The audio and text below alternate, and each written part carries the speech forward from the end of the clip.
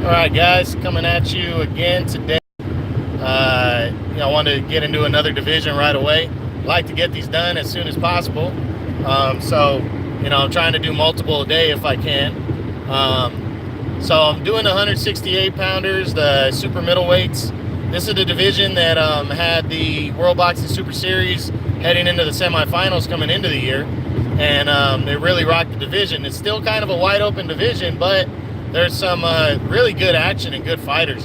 And as these guys get heavier, there's just a lot of those toe-to-toe back-and-forth fights are really good. And there's youth, there's a good amount of youth in this, and there's a good amount of veterans that really make it interesting at 168. So definitely a division on the rise, and a division that gets showcased on TV a lot too. And it's a division people really need to start getting back into, because you're missing out on some good fights if you're not checking them out. So let's start off with there's only two guys that are out of the top 10 that were in last year. Those are, first off, Jürgen Brähmer. He's a former 2 division world champion. But he's a pretty solid, good fighter. He just never really been in a big time fight, which is why he's kind of unknown. But coming into the year, he was a semifinalist going into the World Boxing Super Series. And I was really looking forward to seeing him against Callum Smith in February, because Callum Smith really hadn't beaten anybody to that point. He was undefeated and he was a semifinalist, so Brähmer was really going to test him. And also Brähmer in 2017, he dominated Rob Brandt, the guy that beat Ryota Murata in my upset of one of my upsets of the year. He beat Ryota Murata, dominated him at middleweight, but Rob Brandt, his only losses to Jürgen Brähmer series quarterfinals, and he got completely dominated himself, one-sided decision. So I really wanted to see what Brähmer win, but tied for 10th. Now he's out of it because his inactivity has just been big the last couple of years. He's an older fighter. He's 40 years old now, but I still would like to see him make one last run if he has it in him. If not, he's had a good career winning titles in 2 weight classes, so that should be good enough. But we'll see what he does in 2019. The other guy that's out of it is Ronald Gavril. This guy, he kind of was a flash in the pan, really. He fights for Mayweather Promotions, and in September, he was lucky enough to fill in for 2017. He was lucky enough to fill in for Anthony Durrell when Durrell had to pull out with an injury and fight for the vacant WBC title against David Benavidez. And I don't know if Benavidez, the young undefeated fighter, was just overlooking Gavril and just assuming he was going to walk straight into a world title, but Gavril fought his ass off, even knocked Benavidez down in the 12th round. Went to the scorecards, and Benavidez escaped with a close split decision, became the new world champ. So they mandated a rematch, and in February, Gavril went after the title against Benavidez again, and Benavidez this time was not overlooking anybody. He dominated Gavril with ease in the rematch, almost knocked him out a couple times. Gavril showed a ton of heart, but he got hit all night long and lost a lopsided 12-round decision. That dropped him out of the top 10. And I think he came back later in the year and got a knockout win, but really nothing to prove anything. But we'll see if he's legit, if he can get into some kind of an eliminator against somebody. We'll see if he can, if he's good enough to call himself a top 10 guy in 2019. He's 32. Again, he's kind of a flash in the pan, but we'll see if he can prove that wrong in 2019. All right, now heading into the top 10, really, it was tough to just limit it to 10 guys. So I really have like a top 12 at 168, and therefore 11th. So that's basically 13 guys tied for the top 12. So first of those guys is former interim champion and 2-time world title challenger Andre Durrell.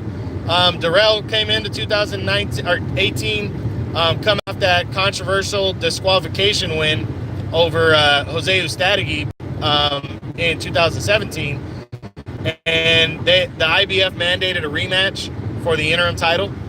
And I thought the fight was going to be close, but I thought Ustadegui looked good enough, and I predicted him to win the rematch, and he dominated Durrell. Durrell just never really got into the fight. He got picked apart and got stopped after 8 rounds. And, the guy, Durrell, is 35 years old now. Him and his brother are both his brother's talking retirement. I'd like to see Andre take one last shot at things, but this is a guy that never really got on track. He's had a couple moments where he fought extremely well and was on world title level. Almost beat James DeGale back in 2015, lost a close decision for the vacant title. But just very inactive. He only fights once a year. Even when he's winning, he only fights once a year. And, I just don't know what he's got left. He's barely hanging on by a thread to a top 10 spot for me. But I think he's going to drop out in March. That's 1 year since he's fought, and I haven't heard anything about his possible return. But a good fighter, just never really hit his stride kind of deal. Next up, tied with him, is undefeated Caleb Plant. And in 2008, Helio Medina,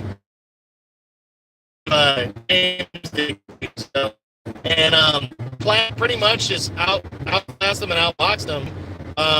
And he was going to cash in on that title fight against Ustadegi late in the year, and he had to reschedule. So now he's actually going to kick off the year for TV fights when he takes on Ustadegi for the world title on January 13th. I think he's going to win this fight and drop out of the top. He's a good boxer, so we'll see what he can do. I think a good enough fight to possibly hold on to a top 10 spot, but I think he's going to lose this one and see what happens. See if he can surprise us. Chris Eubank, he's got 17. He punched his ticket to the World Boxing Super Series by dominating former champion Arthur Abraham. I mean, he just shut him out, clean decision, got into the Super Series, and then he took on Avni Yildirim in the quarterfinals and destroyed him in, I think, 3 or 4 rounds. And actually, you're going to see Yildirim fight for the vacant title against Anthony Durrell next month. So this is going to be a good measuring stick for a guy like Durrell to see, if he can go on par with what Eubank did. But Eubank's a pretty solid-ass fighter, and heading into the semifinals against George Groves in February of 18, I really thought he had a good chance of pulling off the upset. I actually picked him to win the fight. And, man, from what I read, he just went headhunting in that fight, going for a knockout, trying for the big punch. And George Groves just picked him apart with a jab and outboxed him and outclassed him. And he lost the clean unanimous decision. He came back, got a knockout win in September against some nobody. And then there was a lot of talks about him and James DeGale fighting in December. That didn't happen. Then there was talks about January. That hasn't happened. But they finally confirmed it. February 23rd, he is taking on James DeGale. Big fight right there. Can't wait to see it. And it's really going to prove if Eubank belongs in the top 10 or not. Against DeGale, who seems like he's kind of been fading the last couple years.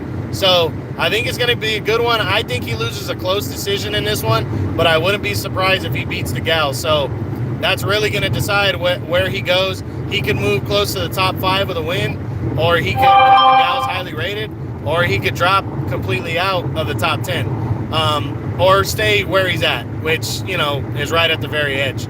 So we'll see. We'll see what goes down. February 23rd, though, and I think that's either going to be on Showtime International or DAZN, but I'm leaning towards the Showtime because DeGale's a PBC fighter. We'll see, though. Okay, now the official top 10. Finishing the year number 10 is undefeated former WBC champion David Benavidez.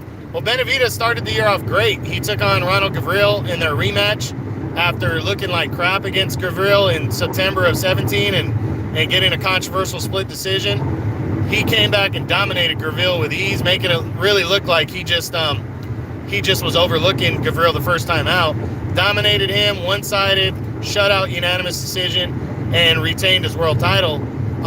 He had some promotional issues. He was trying to go with Top Rank, and he ended up having to come back to PBC and fight, and that kind of delayed his title defenses. Then he was supposed to face Anthony Durrell later in the year, and he ended up testing positive for cocaine, and the WBC looked at it, they stripped him of the world title, and then they decided to give him a suspension. Slated to come back March 16th, and where he's at is he's pretty much the champion in recess for the WBC. So what that means is after the vacant title is decided between Anthony Durrell and Avni Yildirim, winner gated to face Benavidez later in here. So I think Benavidez is going to have a good comeback, but we don't know his opponent yet for March 16th, which is on the Errol Spence, Mikey Garcia Fox pay-per-view undercard. But he's entertaining as fuck. I really think this guy's going to take over the division. By the end of the year, I see him as a clear-cut top 3 to top 5 fighter, and possibly setting up a big fight with Callum Smith. So, this guy's really on the rise. He's very young. He just made a stupid mistake of partying and shit. He's 22, but this guy's the future. Got a lot of power, got a lot of skill, and you really need to watch him fight on the Errol Spence, Mikey Garcia undercard. He's a good, very good fighter. Next up at number 9 is the former world title challenger Jesse Hart. Jesse Hart, had a close unanimous decision loss to Gilberto Ramirez back in September of 2017, and he really wanted a rematch because he got up off his ass in the 4th round after putting put down, and he really hurt Ramirez a couple times and made the fight close, losing a close decision. So he fought 3 times on ESPN cards, dominating opponents every time, 3 knockout wins, and he put himself back into the mandatory position. And in December, he took on Gilberto Ramirez again in a rematch, and he fought his ass off again. And this time, he lost a close majority decision. Did not go down. Personally, I felt like there was sometimes in the rounds that he took the rounds off, and it cost him. I thought it cost him the fight right there because it was very close. Both judges that gave it to Ramirez scored it 7-5. Damn shame because Jesse Hart is entertaining. He's a good fighter. His curse is he fights on ESPN in Top Rank. So unless he gets a shot at the vacant title, if Ramirez moves up in weight, which he was talking about, not sure who he's going to be able to face and challenge, but hopefully people will want to face him because he's a good, entertaining fighter. I really enjoyed watching his fight with Ramirez. I enjoyed watching him fight all year on ESPN, and we'll see what he does next. Hopefully though, he gets something big in the first 4 months of the year. Okay, finishing the year number 8 is the IBF champion Jose Ustadegi. Ustadegi, well, pretty much got his biggest career win in March when he got his mandatory rematch against Andre Durrell after he got disqualified last year against Durrell and, lost the fight. So this time he came in and he just dominated Durrell from start to finish. It looked even better than the first time around and really just picked apart Durrell and scored an 8th round TKO and won the interim championship from Durrell. That led to him becoming world champion basically by default because the IBF early in July ordered a mandatory fight between him and James DeGale, who is the champion, and DeGale decided to vacate the title instead. The IBF upgraded him to full champion. He didn't end up defending his title though because Caleb Plant had to pull out with a hand injury. So I guess instead of risking his belt, he ended up taking a non-title fight, which those pissed me off, against Ezekiel Maderna and got a 10-round kind of lackluster decision, just stayed busy. And now he will be making that mandatory defense against Caleb Plant on January 13th, which is actually this Sunday coming up on Fox Sports 1. So going to be a good fight here. 2 top 10 guys going at it. I think Ustadegi's going to win this fight by a late stoppage, possibly a decision, and retain his world title and move forward. And I'm really excited about that because Ustadegi's not tied to really anybody right now. He could pretty much fight on any network.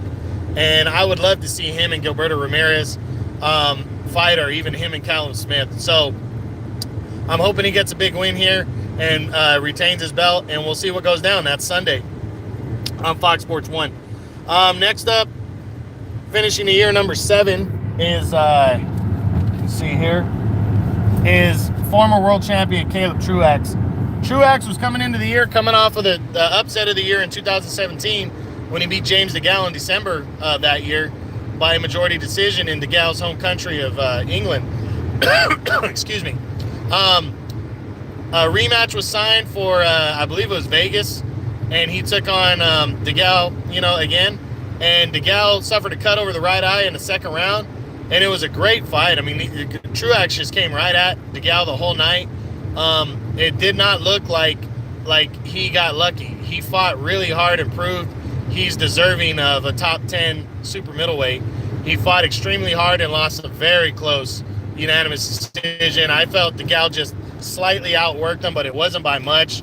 And that was a big deal. He came back and got a knockout win in August. But I really was disappointed because I was hoping DeGale would face him a third time, and that didn't happen. But he's actually got a big fight coming in April 13th, I believe. He takes on Peter Kid Chocolate Quillin. This is a big deal fight. Quillen's won a couple fights at super middleweight, making a name for himself the last year or so. And Truax is I think he's 36 now. He's 35. He's a former world champ, and he really this is his last hurrah, his last run. And I think he's got a good chance against Quillin. I really think it's a 50-50 fight to call. And if he could pull off the win, that's going to lead him back into title contention. So big fight for him. That's going to be on Fox Sports 1, I believe, on April 13th. And I'm looking forward to seeing that matchup. Finishing the year number 6 is former WBC champion Anthony Dirrell. Kind of a disappointing year, but the guy's got pretty much been handed a world title shot. He beat Abraham Hahn by a 10-round unanimous decision. The guy's not really a known name, and he got a decision over him. No surprise. He was supposed to challenge David Benavidez for the WBC title, and Benavidez tested positive for cocaine. So the fight with the vacant title fight between him and Avni Yildirim never happened. So he only ended up fighting one time, but he's fighting Yildirim February 16th, I believe. No, February 23rd, I'm sorry. He's fighting Yildirim for the vacant WBC title. From what I've seen from Yildirim, the knockout loss to Eubank, I think Dirrell's probably going to knock this guy out in the middle rounds. If he struggles against Yildirim, that's pretty much it. But, he was talking about retirement last year. He said he wanted one more title shot, then he was going to retire. What I think he's going to do is I think he's going to beat Yildirim convincingly, and then he's probably going to face David Benavidez later in the year and then call it quits at the end of the year. I think we're going to see him retire, especially after if he faces Benavidez, which looks likely. I think he's going to get his ass whipped against Benavidez and lose. But, he's a veteran. He's only got one loss in his career to very good Badu Jack, and he lost a very close fight to Jack. So, we never know. We don't know what's going to happen with him. But he's up there at retirement age. Like I said, he's talking about it. He's 34. And I think this is his last year in boxing. So we'll see. Finishing the year number 5 is WBO champion Gilberto Ramirez. Ramirez, has a curse of top rank in this division. He can't seem to land that big fight that he wants. He always calls up Triple G. Triple G never wants to fight him because Gilberto Ramirez is just too big for him. But he keeps slugging. He fought 3 times. He got a nice knockout win against a nobody in February. Then he got a lackluster decision win against another nobody in June. But now but then in December, he faced off against Jesse Hart in a rematch. Personally, I felt he was going to lose that fight in the rematch. And he boxed pretty well. He fought hard. It was another close, hard-fought battle between the two. And he ended up walking away with a majority decision this time to hold on to his belt. So, it's pretty happy with that. But he straight up said if he can't get a big fight next at 168, then he's going to be moving up to light heavyweight. He's got options there. We'll see what he decides on. I think he's going to wait around till after the Kovalev and some of the light heavyweights do their business. But we'll see what he ends up doing. I think he's entertaining, but I don't think he's going to be very good at light heavyweight. He's not a big power puncher. He has some power, but I don't know if he's going to be able to carry that up. But I'd love to see him and Callum Smith. I think him and Callum Smith would be a good one. Callum Smith's looking for a good opponent. They'd be unifying belts, both undefeated. I say why not? But, we just got to wait and see. But he finishes the year number 5, and we'll see if he ends up moving up in weight by middle or later in the year. Finishing the year number 4 is George Groves, the former WBA champion. He entered the year as a number one seed in the World Boxing Super Series. He was going into the semifinal against Chris Eubank Jr. I picked him to lose the fight, but I wasn't going to be surprised if he won, and he showed his veteran skill by using a good hard jab against Eubank and dominating the action, outboxing him, outclassing him, and got a convincing decision. That punched his ticket for the final against Callum Smith. And personally, I thought he was going to beat Callum Smith by a close decision because Smith had never been in a ring with anybody as good as him. And it was a good fight. It was a good, even fight, but you could tell he could not handle Smith's height and reach in the fight. That it increasingly started to bother him, and then he just got caught with a flush left hook in the 7th round, got put down hard, couldn't get up, and got knocked out in the finals. No shame in that, though. I mean, Groves is a veteran. He's 30 years old now, but he's been around. Seems like he's been around a long time. He's been at the top level since 2013 when he fought Carl Froch twice. So he's got nothing to hang his head about. He's still very solid fighter. He said he wasn't retiring after the Super Series final. There's been off and on talks about whether he should or not, but I'd like to see him give it one last run. Groves is a very good. He's still young. He's still 30. Give it one last run. Maybe come back, get a so-so win over somebody early in the year, and then face the DeGal Eubank winner, or just face DeGal, because it looks like DeGal's a favorite in that fight. But I want to see Groves make one last run and see what he can do. He's a good, solid fighter, so we'll see what happens. I'm dropping 3 spots from number 1, by the way. Finishing the year number 3, dropping 1 spot from number 2, is former 2-time IBF champion James DeGal. DeGal entered the year coming off with a lot of questions. He had lost to Caleb Truax in the upset of the year in 2017, lost the title, and he wanted a rematch, and they were going to the United States, so he needed to get a big win in this one. And, he got a win. He fought hard to get that win, but he didn't beat Truax by much. It was a very close, unanimous decision, and because it was so close, I really question how good he still is.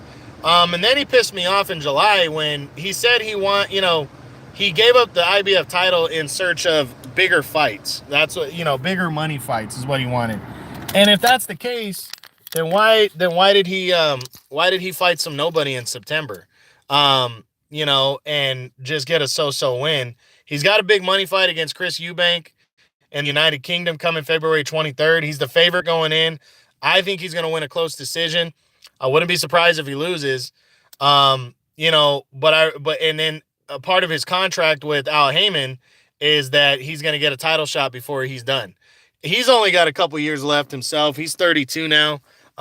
He just said that he'd be interested in a Groves rematch with George Groves if he beats Eubank. So we'll see. But he shouldn't look too far ahead because he hasn't looked good against top-level competition, at least dominant against them in quite a while now, in a couple of years. So he shouldn't be overlooking anybody. I think it's going to be a competitive fight on February 23rd, and we'll see what he's got. We'll see what he's got left if he's still a top-tier fighter. We're going to see it in that fight. Finishing the year number 2 is Canelo Alvarez. A lot of people might not like this, but Canelo, his track record, even though he hasn't fought much in this division, his overall boxing track record puts him high, anywhere he goes. He entered 2018 coming off the controversial decision draw against Triple G. And, really wasn't any talk about moving up to super middleweight, but he got suspended for, the tainted meat testing positive. And then he ended up beating Triple G in a classic great rematch. He beat him by a very close majority decision, captured the unified middleweight title. Then he signed an 11-fight contract with DAZN to move over to DAZN after HBO announced they weren't coming back with boxing anymore. And everybody thought he was going to fight David Lemieux in December, and he ended up saying he's moving up to 168 to face Rocky Fielding, which was a shock to everybody. And Fielding, the one thing, he was huge going in, way bigger than Canelo going into that fight in terms of size. And Canelo, I was just surprised, went in there and just murdered the guy with body shots and knocked him out in only 3 rounds. That was impressive. He captured a version of the WBA title.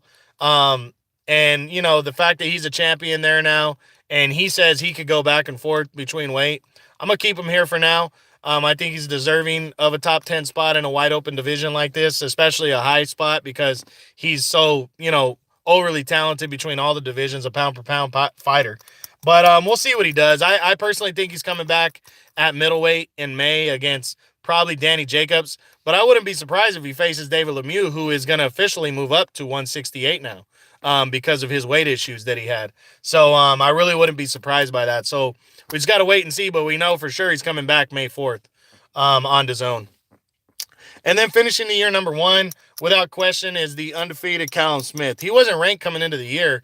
He was an undefeated fighter. He had entered the World Boxing Super Series as a number 2 seed. I couldn't figure that out because he hadn't beaten anybody.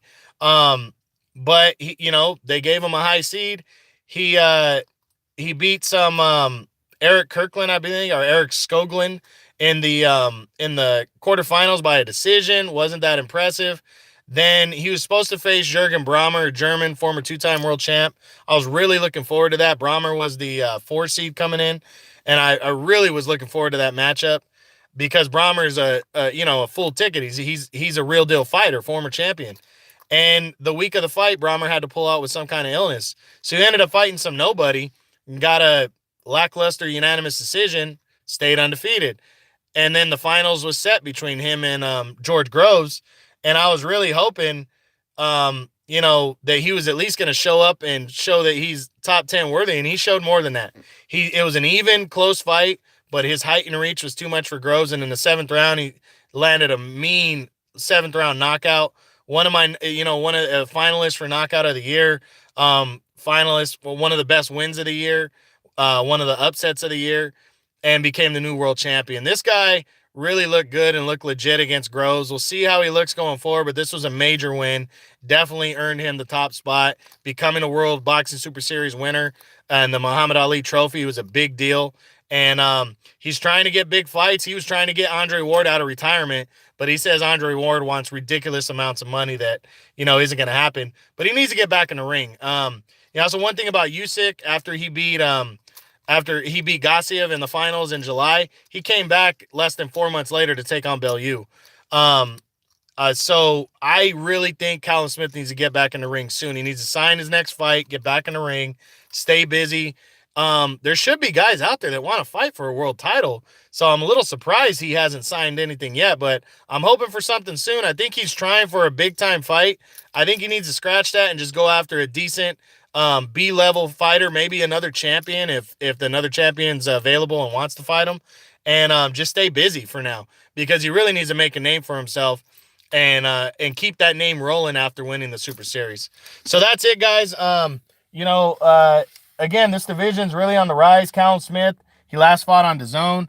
I'm not sure who he's under contract with, but I'm pretty sure we're going to see him on American television following the Super Series win. James DeGale, you'll see him on Showtime, anything PBC, because he's with them, so you should be able to see his next fight against Chris Eubank for sure. George Groves, another British fighter, not sure where he's going to be fighting out of, but hopefully we see his next fight. Canelo's on DAZN, so you know that. Gilberto Ramirez fights out of ESPN, so he has a platform. Anthony Durrell's fighting on Fox in his next fight, and he's a PBC fighter, so you'll see him one way or the other. Caleb Truax is a PBC fighter. His next fight with Peter Quillen is on Fox. Some of the other guys, Jose Ustadegi is open to fighting anywhere. He's the IBF champ. He fought on Showtime this year, and then he fought on ESPN. He's open to fighting anywhere, I believe. I don't think he's tied to any of those guys. He can pretty much fight wherever he wants, which is good because he's a champion, he's entertaining, and we need that kind of guy that could go back and forth. Jesse Hart, ESPN guy, you'll be able to see him fight. David Benavidez, PBC fighter, you'll see him on Showtime. Fox Sports pay-per-view is where he's fighting next, but he's a PBC guy, he'll fight somewhere. Chris Eubank Jr., his next fight should be on Showtime against DeGale, even though he's a foreign fighter, so hopefully. Caleb Plant's a PBC fighter. His next fight is against Ustadegi on Fox Sports 1. You'll see that. And then Andre Durrell, normally a PBC fighter. He's a PBC guy. So if he comes back, you'll see that. So all these guys have platforms. They're all fighting. I'll give you a heads up. Make sure you check them out. If I come back later today, it's going to be with the featherweight division. If not, I'll hit you up tomorrow about that. But have a good rest of your day. Stay safe out there. It's wet. All right. Bye, guys.